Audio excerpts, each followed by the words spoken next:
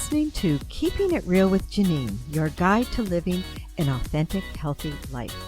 I'm your podcast host, Janine Strong, and every 2 weeks, I have an inspiring conversation with an ordinary person leading an extraordinary life. And today's conversation with Nancy Byrne will be no exception, I'm sure. Nancy Byrne, author of the highly acclaimed book Choices, is making a difference in the world. She majored in psychology at the University of Colorado and has worked for an adolescent psychiatric treatment hospital, a woman in need of group support program, that's quite a mouthful, a rape crisis center, a major police department as director of a victim services unit, and several high-risk shelters for adolescents. She's also a graduate of the Aspen Program for Psychic Development with numerous certifications. Nancy says, "It's my sole desire to give back to the universe and to serve by assisting others on their life's journey." She is currently working on her next book entitled Remembering. Hi, Nancy. Welcome. Hi, Janine. Thanks for having me on. You're so welcome. I was rather surprised how many podcast and radio shows you've been on. You're quite a seasoned veteran. I really enjoy it. Oh, that's good. So, in our little pre-chat, I think we decided the place that we'd like to start, or that you'd like to start, is to talk about remembering who we truly are. And then we'll just let the conversation go where it wants to go. Well, it seems to me that so many times we're so influenced by, societal norms and religious dogma, governmental rules and regulations, just things that we don't even believe in. We were born into these families, and we were born into a certain economic status. We're either educated or not. Most people never even leave the hometown that they were born in. And we listen to the mindless chatter of everyone else around us, and we never listen to our own gut, to our own inner guidance. And we all have an inner guidance. And it's just, most of us live our whole lives and we never even live it. And I think it's really important that we take the time to really reflect and remember who we are at our soul's level. We're just all amazing, fantastic, wonderful human beings with a lot of abilities that we don't even know. We've all been given gifts. And, just like a carpenter might have different tools than, say, a plumber or something. I mean, he's got a power saw and a power drill and all this stuff. And a plumber might have other tools, but we all have different tools. We've all been given just at birth. It's all the tools we need to live happy, successful, prosperous, and healthy lives. Mm-hmm. And it amazes me sometimes that we just don't use those tools. We don't acknowledge that we even have them. We search for answers everywhere else and don't ever go within. And that's where, we're the only ones that have the answer. I mean, truly. Mm-hmm. Sometimes you can go to other people for suggestions and stuff, but it's your life. And we need to make decisions for our own lives, because if you go to somebody else for advice and they give you a wrong answer and you follow it, you're the one that's going to suffer the repercussions, not them. Mm-hmm. Mm-hmm. By the same token, if you do get good advice, you're going to reap the benefits of that advice. But we're the ones that have lived in our bodies for however old we are, 30, 40, 50 years. And, we're the only ones that know more about us than anyone else. We have all the answers. So, Nancy, why do you think, what's your theory as to why we either trust other people's opinions, ideas more than our own, or is it fear? What do you think that comes from, where we rely on other people more than on our own inner knowing? Well, at one point, Spirit told me that I don't trust other people because I don't trust myself. And I think that's really true. We don't think that we're worthy. We're sometimes some religious teach us that we're sinners. We're all going to hell. Um, we were born with mortal sin. I don't believe that. I don't believe we were born with mortal sin. I don't believe that we were born with a Achilles heel, tendon or heel. I don't believe that we have hubris. What we have are magnificent, wonderful, tremendous, all powerful, souls that live within our bodies, and we can manifest anything. We truly can live amazing lives if we just realized that we could. I always used to feel that I wasn't even good enough to breathe the same air as other people breathed. I was told as a child that I was unlovable and worthless, and I was always a black widow. And, my dad really wanted to get rid of me, literally. Yeah, I did read your book, and I was rather horrified as to how you were treated as a child. It's quite abusive. Yeah, and you wonder, and people have said, oh my gosh, what a horrible thing to happen. But, and maybe this is just my theory because it helps me to live with it better. Mm-hmm. But what if, you can look at things as, oh, poor me, and why did I have to go through that? But I think that everything that happens to us is a lesson. And, what if I needed to learn that lesson? My astrological chart says that I was born into a minefield because I needed to learn that I was strong and that I could survive and take care of myself. Because in other lifetimes, if you believe in other lifetimes, or I've always been taken care of. I was like a court gesture for the king or whatever, and so all my food and everything was provided for me.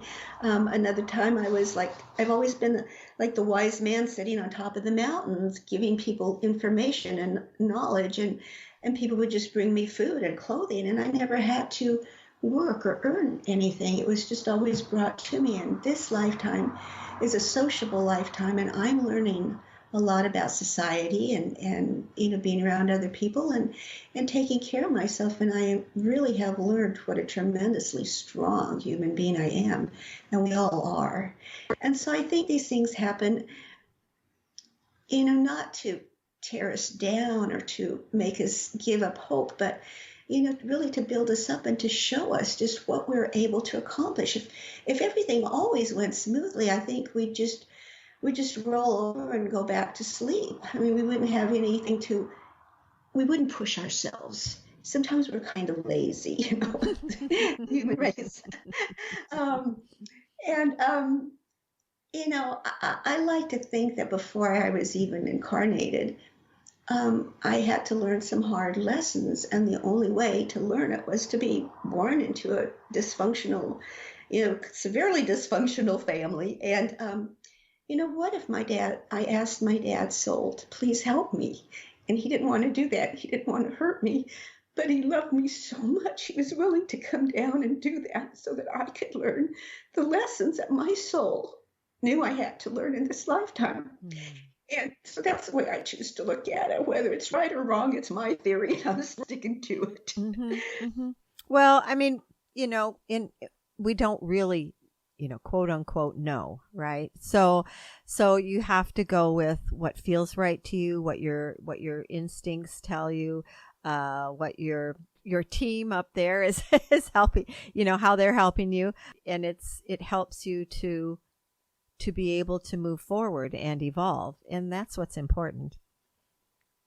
Exactly. That's exactly what's important, because we're all here to grow and to help each other. I was married before, and I lived in Colorado, which I really loved, and I love Whidbey Island too. But anyway, I had just gotten a divorce, and I was just really kind of feeling like my life was over. That was my identity, being a mom, being a wife. I never really, even though I had worked and stuff, and it was just that my whole life I've always wanted to have a family, I guess, because I never had one as a kid. Mm-hmm. And so, I felt like an old shoe that somebody had just tossed aside, for a younger shoe. And we had a spring storm that was, it was typical, but it was, oh my gosh, it was thundering and the lightning was crashing and the wind was howling. And I thought, wow, that's, this is symbolic of my mood. And so I heard a crash, and for some reason we had a kind of a two-story home, and I went downstairs to look up on the roof or something. I thought something fell off the roof, or and to back up 2 weeks before, this young family had moved in cat-a-corner to me, and they had these two adorable little girls, ages probably 2.5 and maybe 5 or something, or 6, and their dad had put up a trampoline for them, and he had cemented, the posts to keep them from blowing away because he knew about the harsh winds we had. And the little girls were so happy. They were bringing the poles to their dad, and they were bringing the tools. And the mom, I think, had made a cake, or they bought a cake or something, and they were sitting out celebrating way into the evening about their trampoline. They were so excited. So now, 2 or 3 weeks ahead of time, we're having this storm, and I had this crash and went downstairs to the basement. And when I went outside, there was a little girl's trampoline just smashed against the back of my house. Aww. I thought, oh my God, those poor little girls are going to be so sad. I mean, their trampoline, they were so happy. And I was walking up the stairs just thinking about, sometimes, life just isn't that fair. And out of the corner of my eye, I looked out and I saw the two little girls, and one of them was just wearing her underpants, no top, no shoes, nothing, and the other one was wearing, some shorts and a little tank top, but no shoes, and they were picking up the metal pieces of the trampoline in a lightning storm, and there's some pretty big pieces. And I thought, oh my God, those little girls are going to get killed. So I tried to call their home and there was no answer, and I thought I just nervous and misdialed. So I called again and there was no answer. So I jumped in my car and went, drove over there and got out and went out back. And, I'm an adult and they're kids. And so I said, what are you girls doing out in this lightning storm? You could be hurt. Get in this house now. Well, the little one would have nothing to do with that. She put her little hands on her hips and she didn't say anything, but her nonverbal said, you're not my mommy. You don't tell me what to do. So I backed up and I said, well, where's your mommy? And the older one said, oh, she's visiting Connie. She'll be right back. And I said, you could be hurt out in this lightning storm. It's not safe to be out here. And the little one started crying. And she's like, we have to help our daddy. Our daddy going to be so sad. We help our daddy. And so I said, okay, listen. If you go in the house and you promise not to come out again until your mommy gets home, I will pick up all the poles for you. I promise I'll stack them right under this, eave of your porch so that your daddy can find them, okay? But please don't come out again. And I think the older one was pretty relieved because she was dragging the little one inside. So I did. I picked up every piece of every pole I could possibly find. I even picked up the lug nuts and some bolts and everything, and stacked them on the side of their porch where it was covered by the, awning, and came home and I was drenched. The seat of my car was just sopping wet. And I went through the living room and changed my clothes, and I was walking back into the kitchen to get, to make some chicken noodle soup. And all of a sudden it started hailing. And we get these it's crazy weather in Colorado. You could get like sunshine and, 6 inches of snow in one day. Wow. And within it seemed like just a matter of maybe, 10 or 15 minutes, we had about 4.5 or 5 inches of golf-sized hailstones on our back. And I looked out, and there were the two little girls again. And I was like, And I don't know, they must have found something because the bigger one had her hand out, the older one, and so they must have found a nuglet or something. And I thought, oh my God, they're going to be killed. And without even thinking, and this is the very, very first time I've ever done this, I screamed at the top of my lungs and I pointed my finger and I said, I command you to stop this storm now. And the storm stopped instantly. And then I was like, this is just a coincidence. It'll start up again in a minute. And it didn't. And then I'm thinking, oh, I respectfully thank you for stopping this storm. And I'm thinking, oh my God, who am I to command the hand of God? Mm-hmm. And Spirit spoke to me and said, you are the hand of God, Nancy. You are all the hands of God. I need you more than you need me. I am just a spirit. No one can see me with their physical eyes. No one can hear me with their physical ears. No one can touch me with their physical hands. I can't physically wipe the tears off of a child's face. If I were to build an orphanage in the middle of town or in the middle of the desert, it would be destroyed because people would think it was an evil entity or something. But if a human being in a flesh and blood body were to build the same orphanage, it would stand. You are my hands, and I need you to do the work for me. And I was just so, God, what an honor, that Spirit needs us. We're always thinking that we're unworthy and that we need help and that we're worthless and nothing. And we serve purpose. We serve a huge, wonderful purpose. We're all basically just, walking each other home, helping each other, standing by each other when someone needs a helping hand, and being there for one another. We can hear each other. We can talk to each other. We can hug each other when we're in distress, or, our grandchildren or our children or a loved one.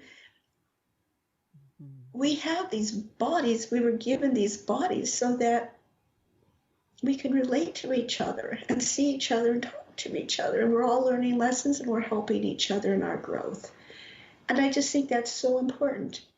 He didn't say, you are the hand of God, Nancy, because you're a psychic or because, you were a therapist or whatever. He didn't say there are a few who are the hand of God. He said, you're all the hand of God. And I think that's really important to know. It's such an honor. Mm-hmm. And when you think about that, why would you waste your life in pity and remorse and, and just feeling sorry for you? There is nothing to feel sorry for. If we could do that, we can do anything. We can move mountains if we believed we could. Mm-hmm. Mm-hmm. If we just knew, if we remembered, the tremendous beings that we are. We really are miraculous beings. Why do you think it is that we don't remember? Or that it's a challenge to remember?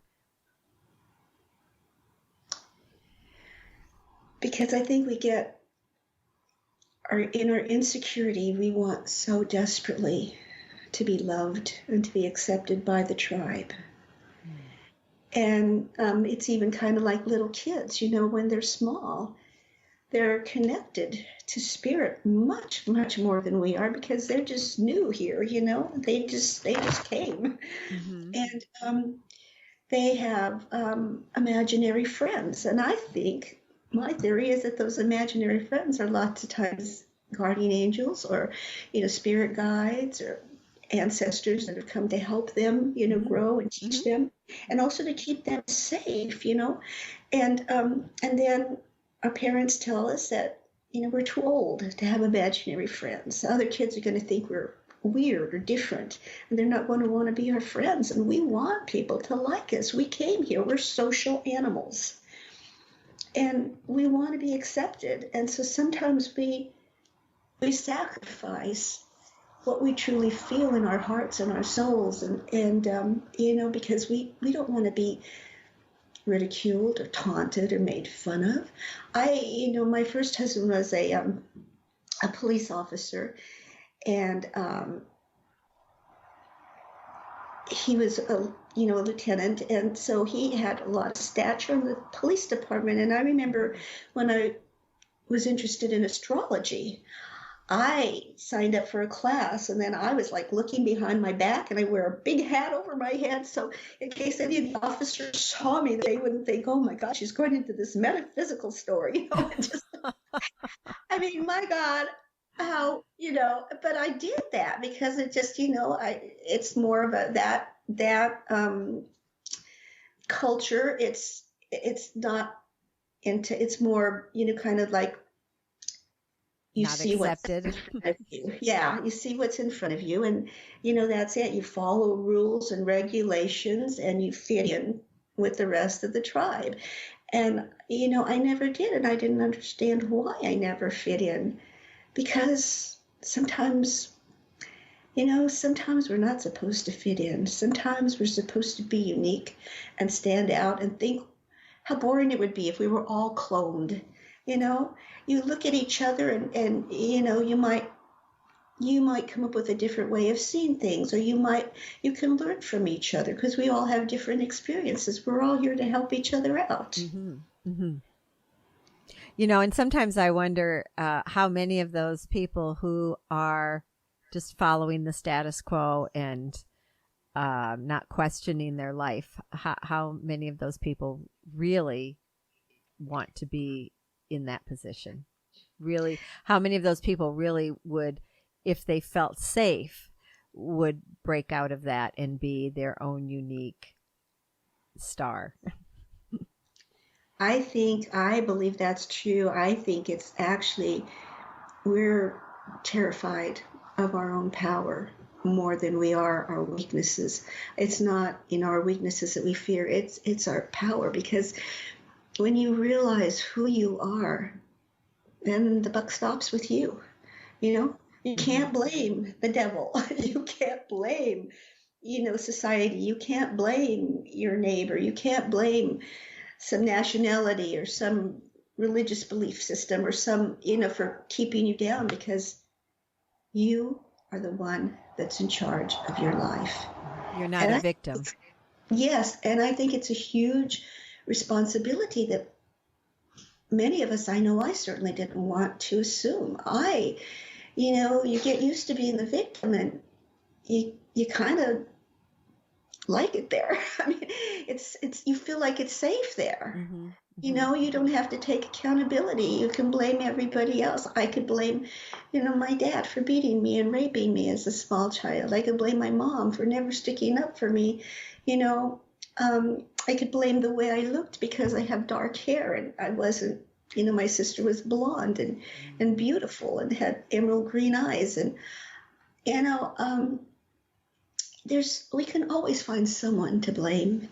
And it's easy to blame other people. It's kind of hard to take a good, hard look at yourself in the mirror and realize that, okay, and I'm not saying that, every day I am up and happy and cheerful and just full of, gratitude, because I'm not. Some days I go back and I visit that dark swamp, and I don't think it's all that bad. Every time I go back, I don't stay as long. Mm-hmm. Mm-hmm. And when I come back and I think, God, thank God I don't live there anymore. Mm-hmm. I mean, it makes you realize how miserable you were, and you didn't even know. You just were so accustomed to it. You thought that was the way life was. It's not. Mm-hmm. Well, if you don't know anything else, you don't have anything to compare your life to, right? That's different. Right. Well, and I think that's why, like, podcasts like yours help people. You can listen to other people's, suggestions or what's worked for them. And that's all I think that I or anyone else can really offer you, is just what's worked for me and what hasn't. But everyone's life is a little bit different. What works for me may not work for you. Mm-hmm. But, it's just so you're in charge of your life. no one else. You can listen and take suggestions and you can get ideas and stuff, but I just want people to know that with all my heart, truly, I know that there's a better life for everyone. Until I wrote my first book, I would have never believed that. Spirit told me to write the book, and I thought no one would want to ever read anything that I have to write about. I mean, it was doom and gloom and poor pitiful Pearl, and and I had thought of writing the book and saying it would be something's missing, and I think it's me. Wow. And Spirit said, Nancy, your experiences could help so many people because there's so many out there today that have gone through similar or are going through similar experiences, and they think they're all alone in the world. And I need you to reach out to them and help them. And so I went out and I wrote, and I say that I wrote the book, but actually it was totally written by Spirit, by automatic writing. Mm-hmm. I merely wrote down the words that were being given to me, and honestly, it was about 2.5 or 3 weeks. And the book, I go sit under my cottonwood tree in Colorado with my 2 dobies and my 5.5 cats, and I raised bees. I had 10 beehives, and the bees would all come and just buzz around me, and it just the words were just like flying off the pages. And when I brought them into my husband to edit, to just for typos and stuff, he was like, "Wow, this is really profound, Nancy. You write much better than you speak." Well, that's because I'm not writing this, but it was just amazing. And when I read the book, I thought, it was anecdotes about my life that Spirit incorporated in there, but Spirit had a kind of sometimes a tongue-in-cheek sense of humor, mm-hmm. and it wasn't doom and gloom like it probably would have been at that time if I would have written the book. When I read that book, that was like, to me, another miracle. I thought that I was writing the book for everybody else, and I was, but it was for me because I had to live every chapter in that book, and I saw how I came out of it, and I was so happy, mm-hmm. Mm-hmm. To have someone there to help me. And, as a little kid, I guess I was about 10 and a half, maybe 11, I was really, I didn't realize that I was depressed, but I was really depressed. And my dad had gone out drinking, and it was late at night, and we lived in a catty corner to the Catholic Church. I was born and raised in the Catholic Church. Mm-hmm. And so I snuck out of the house, and I went over to the church, and I walked in the front door. They didn't lock the doors in Rocky Ford, Colorado. And it was totally dark except for like 2 penance candles that were on the front of the church. And I walked up to the very front pew, and I knelt down and I was praying, and I was just begging God to please, please let me die. And my rationale was like, there are people that want to live and they die. And I want to die, and I'm still alive. So can't you please let me die and give somebody who wants to live my life, please, God? Mm. It seemed like a reasonable request to me. And that's really sad that at that age I wanted to die. And I felt a hand on my shoulder, and I thought, oh, great. It's the priest. He's going to take me home and tell them that I snuck out of the house, and I'm going to get beat up for coming and praying, And I turned around, and there was no one there. And being still a kid, I knelt down on the bench and looked over to see if anyone was behind me, and there was no one there. And when I turned around, the whole altar was it was a beautiful golden light. Mm. And it was just like, I don't know how to say it, but it was like it just permeated my being. And at that moment, even as a kid, I felt so ashamed that I had been given this wonderful gift of life. And I was throwing it back in God's face because it was too hard. And I got up And I ran out of the church and I went home. But at that moment, it was just like, you know how things just come to you in an instant, in a second. Mm-hmm. I knew that God loved me, that Spirit loved me. And it didn't matter so much if my mom and dad didn't, because they were just mortal human beings. Mm-hmm. Almighty God, creator of everything, cared enough to put his hand on my shoulder. The beatings didn't stop. I still kept getting raped for a couple years longer.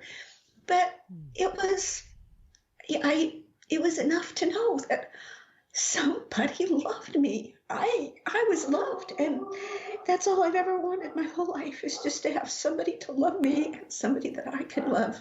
And I found it. Mm-hmm. Mm-hmm. Oh, Nancy, that's a very incredible story. It's wow.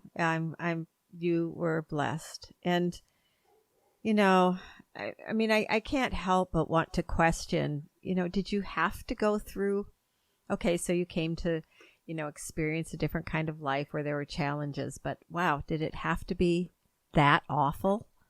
I think my soul picked a big one. I must have had, I don't know, karma to overcome or something, because I believe that we do. I honestly, that's one thing I do believe, is that we pick our life's experiences because our soul knows. I mean, in my physical life, if I would have had to pick that, would I? know? I wouldn't wish it on anybody else, and I would never want to go through those experiences again. But I'm grateful for I mean, it sounds corny, and maybe it's just me trying to make it. Honest and truly, I am grateful, because I will never, ever have to go through that again. And I know that there is nothing that can happen to me that I can't handle. Nothing. Mm-hmm. I've gone through the worst that anyone could go through, I feel like. I mean, I'm sure other people have gone through, people were persecuted and stuff in the Holocaust and stuff. But I feel like, we don't remember, and we have free will. It's kind of a combination, we kind of have free will, but, sometimes, our soul chose these experiences, and you can back down, but it's better to just go with them. Mm-hmm. And sometimes I wonder, how much free will do we really have? It's hard to say. I am, I think maybe because of being controlled all my life, I have this thing about the hair on the back of my neck goes up whenever I even think or imagine someone's trying to control me. Mm-hmm. And there have been times when Spirit has said something to me and I'm like, pep me up. Moving to Whidbey Island, for example. Mm-hmm. My dad tried to drown me as a kid. I mean, he tried to kill me 3 times and he failed. How can you do that? How can a grown man try to kill a little kid and be unsuccessful? I mean, somebody had to be looking out for me. Yeah, I guess. So I have always been terrified of water. I mean, panic stricken when I'm in water. And it's weird. How did you overcome that to live on an island? Well, that's the thing. When my kids were little, I actually did take swimming lessons, because we'd go camping so much, and I thought, oh my God, if they fall, I have to save them. I can't let them drown because I don't know how to swim. And I took swimming lessons, and I got my Lifesaver 2, actually, I think it was, certification. Wow. And I loved it. I'd go in the swimming pool. I would swim 6 miles a day. And then, life happens, and you get busy with being a soccer mom and being a, gymnastics and all this different stuff, football mom. And I just quit swimming. And then the next time I went to get into a pool, I was terrified. I mean, I didn't get in the deep end, and I just stayed right there on the, because there were a lot of people swimming and the waves were pushing me around. Mm-hmm. So I loved in Colorado to stick my toes in the water and the mountain streams, but I don't like to be in water. I don't want to be over water, and I certainly don't want to be underwater. Mm-hmm. And so after I'd written the book, I was seeing a massage therapist, and she said, Nancy, Matt and I have a vacation home on Whidbey Island. She said, why don't you and Phil come and visit, and I'll have a book signing party for you. oh my God, the bells in my head went off. I was like, book signing. Someone's going to have a book signing. I've arrived. I was so excited. I didn't even hear the word island. And so I went home and I told Phil and everything, and he's really well traveled. He's been all around the world. I'm not. I'm a homebody, and so he said, that's one place he's never ever been, and he'd love to see it. He's heard it was paradise, Mm-hmm. and so we got tickets, and you know, 3 days before we were supposed to come, Michelle called me and she said, Nancy, she said, I'm really sorry, but I can't have a book signing for you. She said, Matt is getting transferred. We're going to be moving to Whidbey permanently, and I've got to get our house in Parker ready for sale. She said, but I love your energy. I just love it, and I want it in my house. So come and get the key. I'll give you the combination code and a map.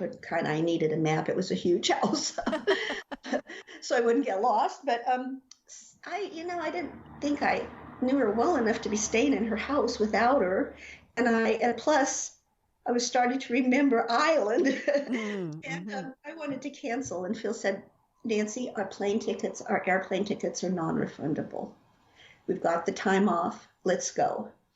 So still, it just didn't sink in until we were driving towards the ferry.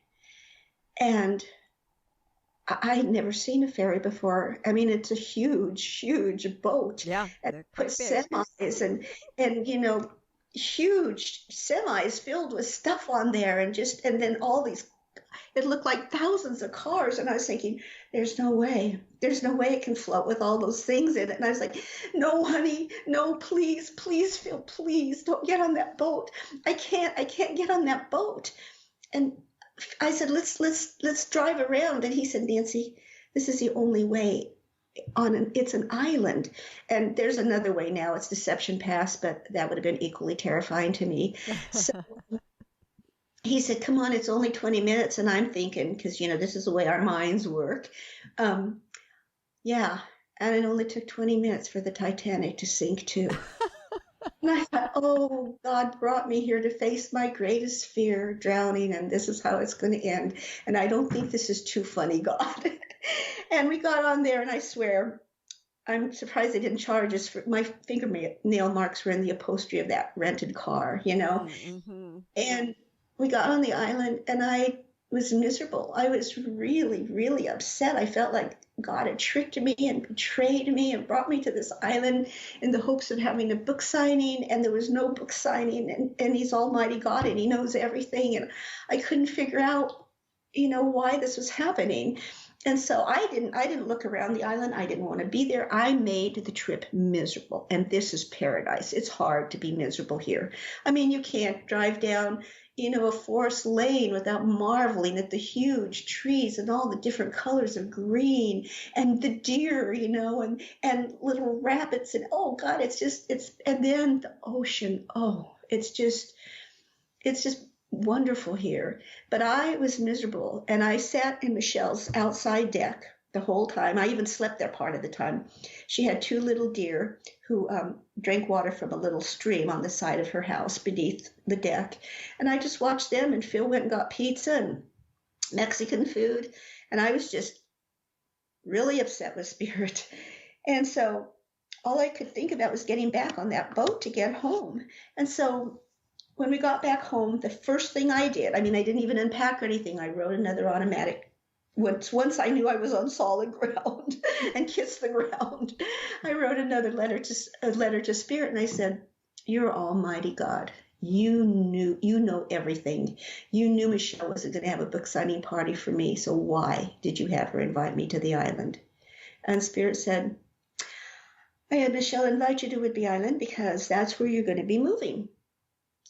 Hmm. And I want you to be there by the end of the summer." That must have been a surprise. I was like, bet me, I'm not that stupid. I fell for your trick once. There's no way. And I showed it to Phil, and he laughed. And, he said, that's never going to happen. He said, we're going to be here forever. He goes, I mean, Nancy, he goes, we have it all. We have 4.5 acres of land. Our animals love it here. He said, I'm not moving.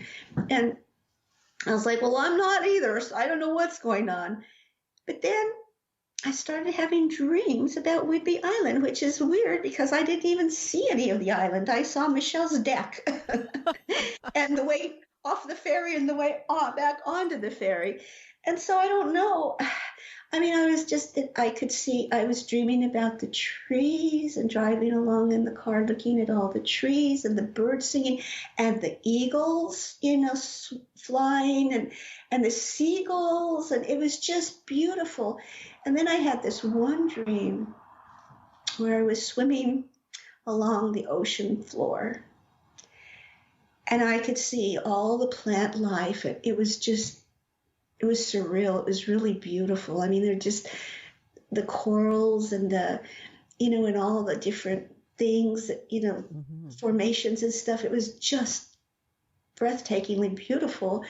And I had a little blowfish swimming on my left, and there was a great white shark swimming on my right. Mm-hmm. And I could breathe underwater. Oh, those are my favorite dreams, are where I can breathe underwater and I'm swimming. I haven't had them in a while, but I used to have them all the time. Well, I have to tell you about that later because somebody told me about an old ancient myth about when you have dreams about living and breathing underwater. I'll have to tell you that sometime. Okay. But I knew it was a dream, but I didn't want to wake up. And so the next morning I did another automatic writing. And I'm always spot on, Janine, with my writings. I really hear from spirit, Mm-hmm. So that's your way of connecting, is by writing. Yeah. Okay. And so I did another automatic writing and I said, I don't know how I could have been so wrong. I'm always spot on. I thought you said that you wanted me to move to Whidbey Island, and I know that's never going to happen.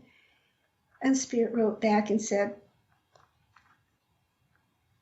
you didn't misunderstand, Nancy. As usual, you're spot on. Nancy, you still need to learn to let go and to trust, and you'll flourish on the island, and our book will flourish. And I want you to be there by the end of the summer. And it was like June when we'd come here, and the end of summer is like September. Not that far away. Yeah. And so I showed Phil and he laughed again and he said, well, he goes, I'm not moving. And I don't believe I said it, but, because, I mean, I'm terrified of water. I don't know but I said, well, Phil, I said, I'm learning to trust in God and not in man, and I'm going. And he said, really? You'd go without me? And I said, yep. And he said, okay, I won't stand in your way. We put the house on the market. It sold for top dollar. Wow. I mean, this lady just wanted that house, and she just loved the way it was decorated. And I guess I even had an antique roll top desk that her grandma or something had as a kid. She remembered it. She was like, oh, I've got to have this house. And so, and oh my God, we had, it was a 2-story and it had a walkout basement, and I had accumulated stuff for I think I'd been there for 15 years or 12 years or something like that, because, and I had stuff in the rafters and everything. We managed, my grandson came in from Maui and helped us pack. And we were here by the end of, we moved here. We were here September 3rd. Wow. And we've never regretted it. I mean, every morning, I'm not kidding, every morning I tell Spirit how grateful I am to be living in paradise. And I walked with this group of women. They're called Ladies of the Beach. They walk every single beach on the island. And there are a lot of beaches because lots of them live on the beaches. And so we have access to private beaches. There are a lot of private beaches on Whidbey Island. But there are a lot of that aren't too. But anyway, I thought it's just a group of middle-aged women, and they walk and they talk and they eat. It's a eating, walking, talking club. And so I thought, I'll be safe and everything. They are crazy. I mean, these women, I don't know if they have death wishes or what, but I have been up to my hips in water. When the tide came in, they miscalculated, and we're up against the ledge, and there's no place to go. Oh, wow. There's a little tiny, this Candy said, I think we can make it up here, but it's going to be hard. But I'll get up and grab you and then push each other's butts up. And that's what we did. We got up, but I was never scared. Oh, wow. Good for Really, you. I was protected. And then another time we were walking, and a group of us has gotten ahead of the other ones, and we were busy talking. Sometimes your mouth is going and you don't really pay attention. Mm-hmm. And all of a sudden we were in sink sand, and we were sinking. And this lady goes, we have to run. It's the only way out. We couldn't run. We were sinking in the sand. And I was like, and they were all, oh no. And everybody was trying to pull their legs out and everything. And Spirit said, drop to your knees and crawl, Nancy. And that, I will tell you right now, that is the only time that I instantly obeyed Spirit, because I always think I know better. I want it to be different. I dropped to my knees, and I guess you distribute. Later on, I found out that that's exactly what you're supposed to do. You distribute your weight, and so that you can just crawl out. And I was screaming at all the other women, crawl, crawl, it's the only way out. And so we're all 13 of us are crawling out.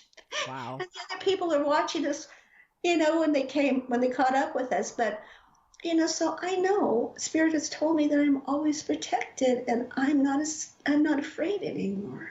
Mm-hmm. I know that I'm always protected, even though I do get scared sometimes. I mean, but I know sometimes you have to go, the only way out of the fire is through the fire. Mm-hmm. But you're so happy when you do it. You're so happy when you take that leap of faith. And another thing Spirit has told me too is that we are never tested. You hear people talking about, oh my God, I feel like modern day Job. I'm always in all these tests. The Spirit, Almighty God already knows what you're capable of doing and what you're not capable of doing. Mm. You're not going to be given something so that you can fail miserably at it and lose all sense of confidence and berate yourself. And, what it may not seem like it at the time, like getting on a ferry or moving to Whidbey Island, but what you're actually being given is a tremendous, tremendous opportunity for growth and personal empowerment. Mm-hmm. When you overcome an obstacle that you think is insurmountable and you succeed, when you face your greatest fear that you just think it's impossible, and you make it, it's your confidence it soars. I mean, not only in yourself, but in Spirit. And I think that's how we learn to grow. That's how we learn to trust ourselves and to see what we're capable of and to see the magnificent beings we are. And, I always thought, I had been fear-based my whole life. I'm scared of my own shadow. Mm-hmm. And I'm not anymore. And it's a wonderful feeling to be free from that. Mm-hmm. It still comes back every now and then, and I have to, it seems like something happens and I have to just trust and let go. That's the theme of my life. But I am not terrified of everything. Life is, it's an adventure. And I actually look forward to each and every single day of my life. And I know the Spirit will always be there with me, always. Well, that's an incredible gift, and I'm sure it's quite a relief. One of my mottos is feel the fear and do it anyway, because I've done a lot of things in my life that people have thought were pretty crazy, or like, how can you do that? Or how can you just move here or go there, or, do whatever. And I'm like, it's not that I don't have any fear or I don't question, but I trust the flow. I trust the path. I trust my inner guidance. And if there's fear, I just feel it and do it anyway. Move through it. Yeah. Yeah, it's amazing. I just, I am a totally different person since I moved here. I don't think that I would have, I haven't arrived. I know because life is a series of, it's your story isn't over until the final chapter is written. Mm-hmm. Mm-hmm. But I am a totally different person than the cringing, hiding in the corner, woman I was when I lived in Colorado. It's just I can't believe how much I've grown. Interesting. Well, I know there's a form of astrology called astrocartography. And it's the art and science of using astrology to help you decide, or maybe that's not the right word, but understand what areas will benefit you to live in or to be in. So depending on, if you're wanting a new relationship, or you're wanting a new career, or you're wanting to just nurture your family, or whatever it is you're wanting to grow in your life, that there are certain places where you can live that will support that more. Yeah, I don't really. I've done astrology, but it's mostly the nodes. But I've heard of that, and actually, um, when I was in the Aspen School for Psychic Development, I gave like 75 free readings because, I wanted to make sure I wasn't making this stuff up. Oh yeah. Mm-hmm. And so, my teacher brought, students to me to get readings, and then friends called other friends, and anyhow, the owner of the school had given this girl my number, and she called, and it just it was my first like long distance, because I didn't really know. It's easy. I thought you had to kind of be facing each other, Mm-hmm. and so I gave her the disclaimer. I'd never done a phone reading before, but right away I got that she was just, like being held down. She was in a miserable living condition, and her soul was just being stifled, and that she had to move. And, I saw water. Not like a little lake or a river, but an ocean. Mm-hmm. And she said, "Oh my God." She said, "I got to tell you this." She said, "I am going to be moving to Maui." She said, in 3 weeks. And she said, "I'm living with my mom and my stepfather. They've just been married." And she said, "He can't stand me and I can't stand him." And she said, it's just a tiny little apartment and I have got to get out. She said, I feel like I'm dying here. So Spirit is able to tell you. And, and other people, that I've mentioned. Oh my gosh, there was a young lady that called from Moab, Utah. And she had heard she went into this gem store and she told them that she was feeling this kind of like she just wanted to move to Whidbey Island. And she just, she didn't have any idea why, but she just had that urge to move. And they said, "Well, you have to call the goddess." And they said she has a goddess shack on Whidbey Island, as we have the little cabin. Mm-hmm. And I had posted pictures of it. And so anyway, she called, and I was like, "You're calling from Moab, Utah." And so Spirit said she wanted to come, and she wanted to bring her daughter, and she really wanted to start her own business on the island. Well, I'd been here a year and a half, and in my physical experiences, stores don't go up for sale very often here. It's prime property on Whidbey Island. Mm-hmm. You have a store, and you're just not going to get rid of it. Mm-hmm. And so, but Spirit said to tell her to come to bring her daughter and come, and within the year she would have her own store. So I told her that, and I said, "But I got to tell you, I've been here a year and a half, and I've never seen the store go, for sale. It's just." People love their businesses, and it's a community, and it's just, and so she did. She moved. And I was like, oh, please don't let me be wrong. Please don't let me be wrong. And 6 months later, I got a phone call from her. And she asked me if I wanted to meet her for, a hot chocolate or a cup of coffee at Useless Bay. And so I said, are you here? And she said, yeah, I wanted to see you. And I said, oh, are you visiting? And she said, just come and meet me and I'll tell you what went on. So I got there before she did. As she walked in, she had this huge smile, kind of like a Cheshire cat, And she sat down, she said, well, let's get a glass of hot chocolate. And then I want to take you over to see my store. Oh, And I my. said, what? And she said, I have a store, Nancy. She said, I've had it for about 3 months now. And I said, Lindsay, how did that happen? And she said, well, I moved here and then I started talking to people and seeing if I'd tell them that I wanted to be a shopkeeper and ask them if I could help them and be an apprentice for free.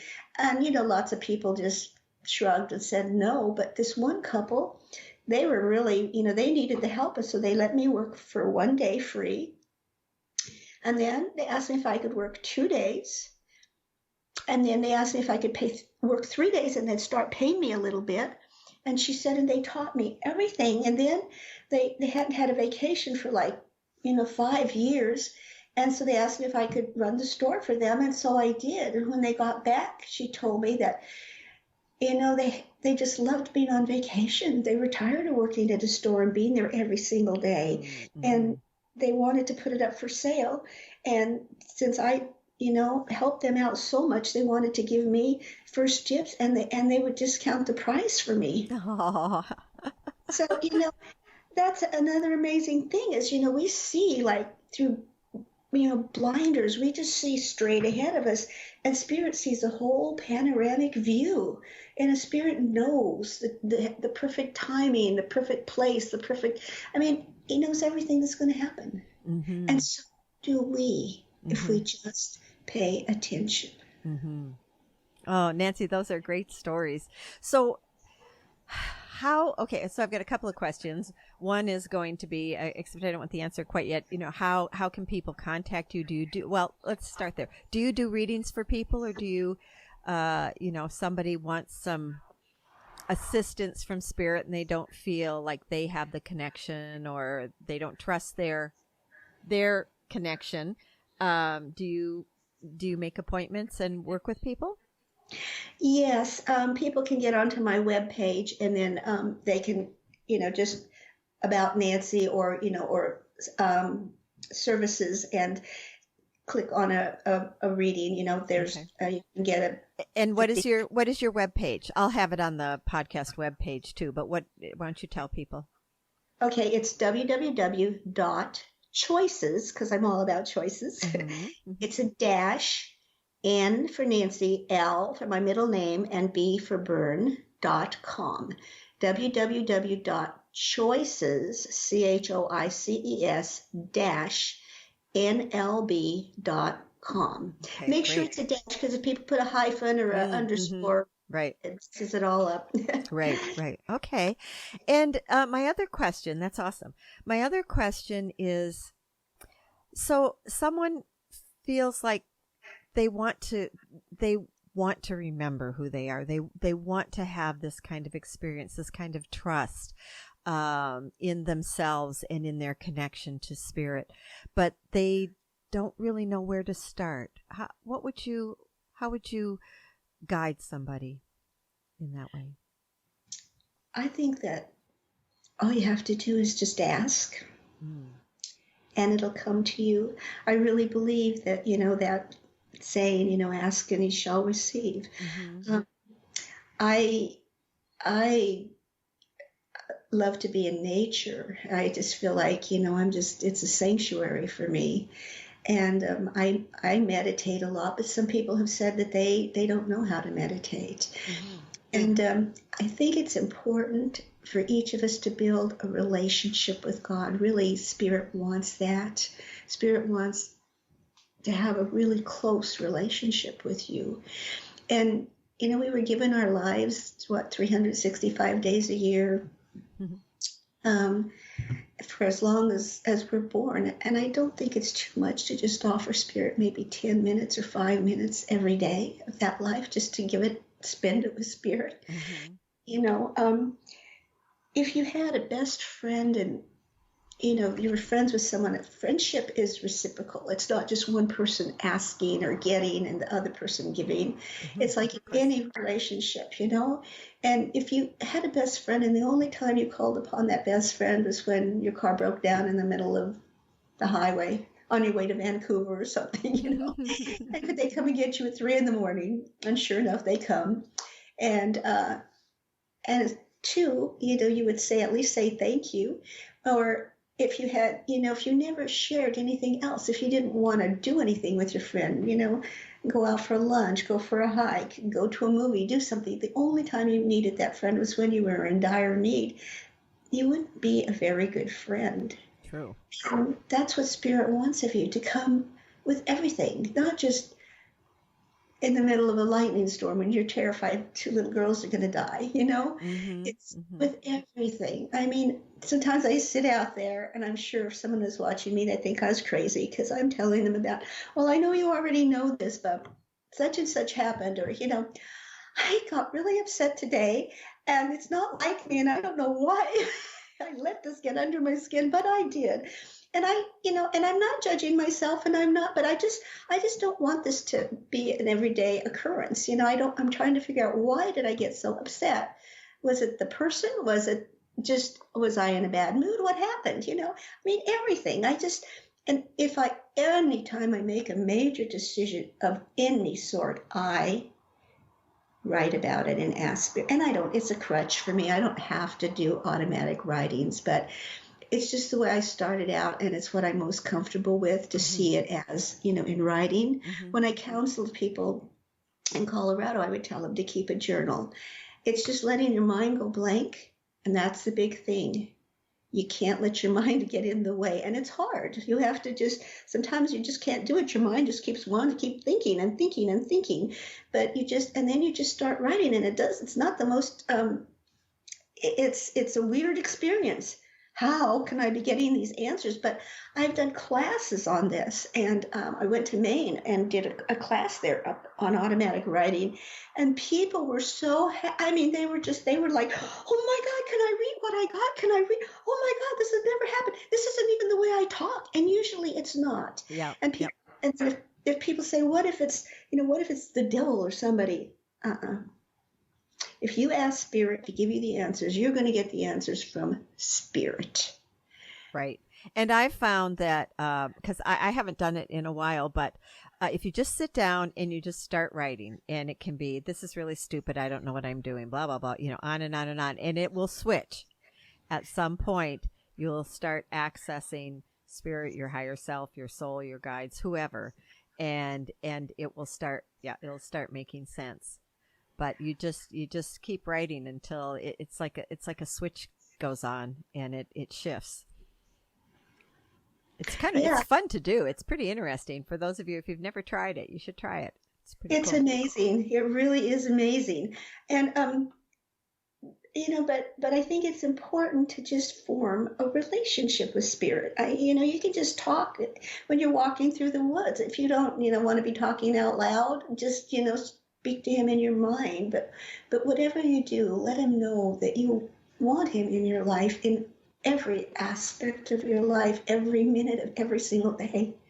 And you can, if it works better for you for a spirit to be a she, it doesn't make any difference. It really is just, it's energy, right? And so it really isn't a he or a she, but you can, from my perspective anyway, however you want to connect, however you connect best is fine, whatever works for you. Yeah, I just, it's, kind of the way I grew up, and so I just use that term. That's why I try to say Spirit, because, he, she, God, Goddess, the divine, but it's all energy, and that's what we're part of. We're part of this huge force of energy, and we're part of something bigger than big. My gosh, It's huge, and Mm-hmm. we can all access it. It's like I said, it's not just for a chosen few. It belongs to all of us, and we're all connected. And I think that's important to remember too, that we're all connected. If what you do to another, you end up ultimately doing to yourself. So if you hurt somebody or do an unkindness to somebody, really you're just hurting yourself. Right. Right. There's that theory of the 100th monkey or something, and um, I remember my professor told us about it. Somebody said it wasn't really a monkey, it was something else, or it wasn't a coconut, it was something else. But anyhow, my professor told me it was a coconut, so it's a coconut to me. um, there was a monkey, and they had trained it how to, hit coconuts on the rock to get the flesh out of it. And it was Mm-hmm. just one isolated, incident. And then, months later, scientists were watching monkeys clear across the globe, tribes of monkeys, and they were breaking the coconut and getting the flesh out of them. And so just it's energy. When you let your light shine, and Marianne Williamson wrote a poem about this, or I don't think she really wrote it, but she used it in an inauguration speech, or somebody used, I think it was Mahatma Gandhi. Gandhi used it in an inauguration speech, and she wrote it and used it in one of her books or something.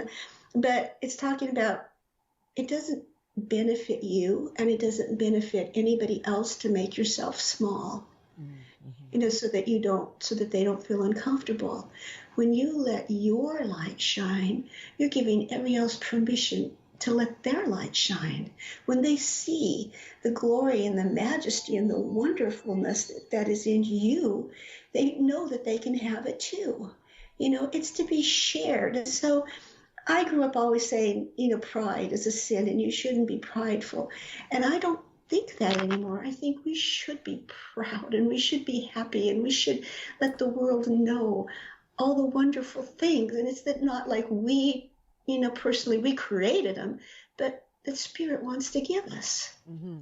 Mm-hmm. and anybody can have it. Mm-hmm. It's just, I don't know. I don't, another thing, and it's kind of a sad story to tell you, but um, I think it's important for people to know that life passes really quickly. And when you move on to a much, much better place, why not revel in this one that you have? And your body is all you have. If you don't take care of your body, you're not going to be able to live here. Your spirit will go on. That's And true. this earth is all we have. It's our home. And we need to take care of our home too. Mm-hmm. When we Most people first take better care of their cars than they do their bodies. Exactly, exactly. And I've been very guilty of that, just don't have time. But when we first moved here, I had our house is a lot smaller than the house we had in Colorado. And so we have some sheds.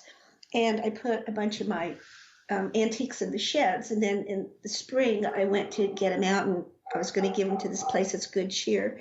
Um, and the furniture was it was into the mold and the humidity and everything. Like the chairs are just like separated. And it was just, so I had this little one shed. It was pretty much insulated. And so I had this armoire that was given to me from my grandma, and it was just special. And so I asked Phil if we could put it in the cabin because we have a cabin, Mm-hmm.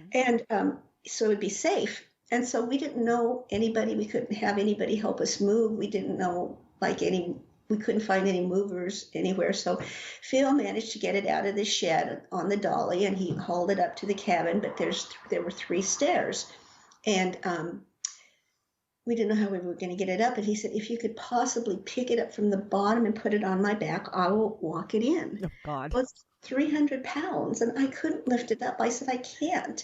So I got up to the top, and I said, okay, if you could lift it up, maybe I can at least, because I can't lift it. And so he put it on my back, and he carried it too, but I brought it in on my back, and we put it down. Oh, my And goodness. it was, I've always been really strong, and just really strong. So I'm really happy about that. And so the next day I woke up and I was paralyzed. Oh, dear. from my neck down. And I was really scared. I couldn't move my hand. I couldn't move anything, but I could move my head. And Phil was in the shower, and I was, Phil, I can't move. And, I was having muscle spasms, and every couple of seconds, my shoulder would spaz out, and it was excruciating pain. Oh my God. And so we had to go to the emergency room, the hospital. Mm-hmm. And I didn't know the game. I haven't really been to a lot of hospitals, so they ask you what level of pain you're in, and I have a really high tolerance level for pain. Mm-hmm. So I said 3. Everybody else was 10 plus, So of course they got me in last, and it just every time my shoulder moved, I kind of like, and I didn't want to be disturbing other people. So I went and sat kind of in the far corner where there weren't very many people. And it was just, I think that's why I had to go to the hospital that day, because it was this lady and she was in a wheelchair. And I think it was her son. And she was trying to talk to him. She was really trying to bare her soul to him, and he wouldn't even give her the time of day. All he did was keep looking at his watch, and he was like, okay, Mom, he said, Madeline or whoever's going to be here any minute. She's going to take you to hospice. We've put some of your favorite things in the room, so you'll have them. She didn't care about her favorite things. She wanted to talk to her son. She was dying. Wow. And he goes, the rest of the stuff, he says, we've sold a lot of the stuff. You had some really nice stuff. And he said, we're going to get a good price for the house. And he said, and I'll try to come and see you as often as I can, but I'm really busy at work. And I was like, oh, God. And she was telling him, she said, I have so many regrets about my life. She said, I just didn't expect it to end so soon. She said, I never went and stuck my toes in the beach because I was always afraid a tide might come in and take me away. And I didn't go get ice cream cone because, I didn't want to drive. I was afraid some car might hit me and I might get in a wreck and die. And she said, now I'll never be able to stick my toes in the water, and I'll never be able to go get ice cream because my life is over. And he was like, yeah, okay, Mom. Well, I don't know what's keeping her so long. And I was just sitting there, and I was bawling. I was like, can't you see? Why don't you take her to the beach? Yeah. And, go take her for an ice cream cone, my God. And it just hit me. That's what we do. We let fear take over our lives, and then suddenly it's too late. Mm-hmm. And since I've always, led a fear-based life, I needed to be there and hear that message. And I think that's why I hurt my back. Mm-hmm. And I know it sounds stupid. Why did I have to, something like that to go? But boy, it was worth it. It was worth it to hear that lady talk about, the way.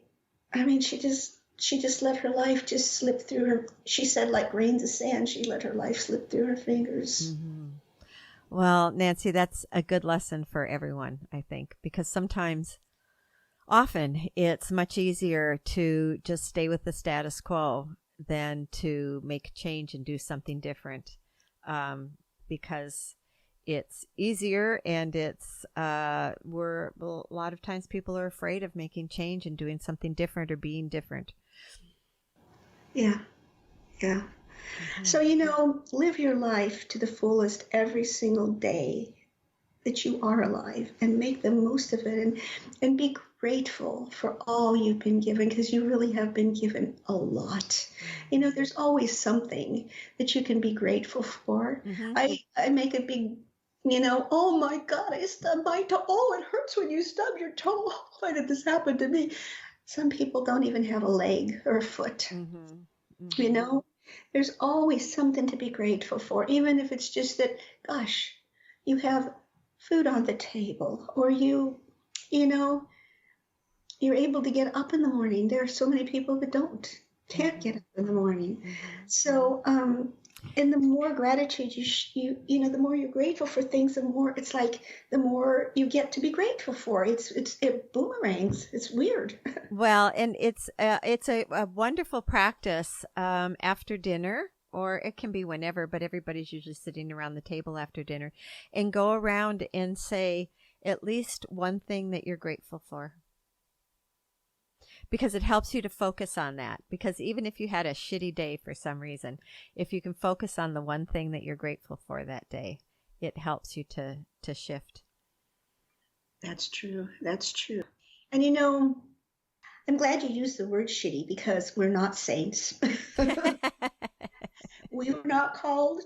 It's not our purpose to hang on a cross. That's been done. Mm-hmm, mm-hmm. And, we're here to make the most of our lives and to revel in it.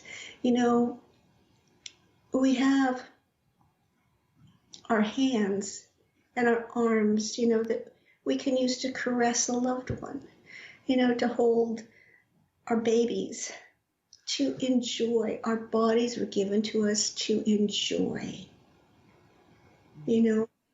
and utilize them. I mean, they're a great gift. You have eyes to see the beauty of nature, to look into your beloved's eyes, or to, just look at the majesty of the world around you, to see the spectacular world. We have ears to hear the birds singing, to hear, just a melodious song that some little bird is singing just to you. And that's one of the things that Spirit pointed out to me. You're walking around and this little bird is singing its heart out, this melodious song for you, and you're just ignoring it. And so enjoy these bodies. I mean, as long as you have them, make the most of every moment. And take care of it so that you can enjoy it for as long as possible. Yeah, exactly. Mm-hmm. Oh, thank you, Nancy. I really honor you for sharing your story. And, you've been through a lot, and you could have chosen to be a victim, and you didn't. You're taking your experiences and using them to grow and evolve and to help others. And I honor you I honor you for that. That's very inspiring. Thank you. I hope that I just hope one person can get something out of it. Mm-hmm. Yep, that's what I always say. Even if just one person benefits, it's worth it all. Yeah. Well, thank you, and I hope people will, if they'd like to avail themselves of your gifts, to contact you for a session or some help of some kind. Well, thank you for having me on your show. I appreciate it, and I've really enjoyed it. Yeah, I did too. Thank you so much, Nancy. Thank you, Janine. Take care. Okay, you too. Bye. Bye. Thank you for listening. The podcast website is realjanine.com, where you can listen to and download episodes. There are links to guests' web pages, photos, and you can sign up for the Real Janine bi-weekly newsletter to keep up on new episodes, archives, life updates, and healthy recipes. And remember, Janine is Janeean. To subscribe to Keeping It Real with Janine, go to iTunes or your favorite podcast provider. And don't forget, there is a Real Janine YouTube channel where if you would like to listen with a slideshow, you can do that by searching for Real Janine. Do you know others who would enjoy my conversation with Nancy Byrne? Someone who might benefit? I'm sure you do. So please share the love. Thanks for listening. Take care and be well.